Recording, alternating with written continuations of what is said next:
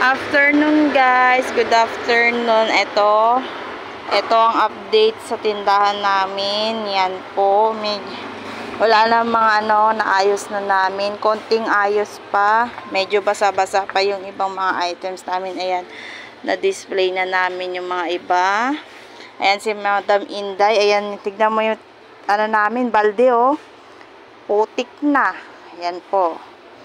Yan, na-display na namin. Yan siya. Yan po. Yan ang loob namin. O, si Madam Inday. Ayan. Ang itsura natin. Ayan po. Yan ang mga namin. O, basa, diba? Yan. Grabe ang baha ni Karina. Yan o. Yan po. Yan ang loob namin. Kaya, linis-linis muna kami ngayon. Wala pa rin kaming live. Di pa rin kami makapag-live ngayon. Kasi, inaayos pa namin yung mga items namin. Inaayos pa. Ayan o. Nabahaan. Tignan mo dito sa amin. Paramihan ng basura dito sa Ungpin. Ayan po. Makikita mo, nakatambak ang basura. Ayan. Sobrang daming basura, guys. Yan. Yan siya. Yan din sa harapan namin, guys. Madaming basura. Ayan po, oh. No? Napakadaming basura. Ayan po sila, guys. Ayan. Padamihan kami dito ng basura sa sobrang laki ng baha. Yan ang naabot sa amin. Mga items na basa. Ayan din yung magic upuan.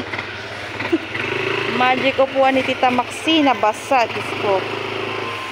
Ayan po, pinapatuyo pa. Yan.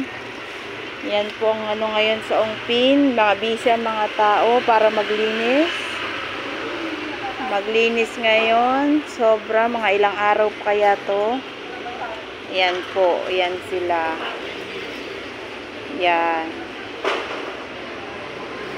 Yan ang update sa amin. Yan, nag-aayos pa kami. Mga kalendar namin, mga basa.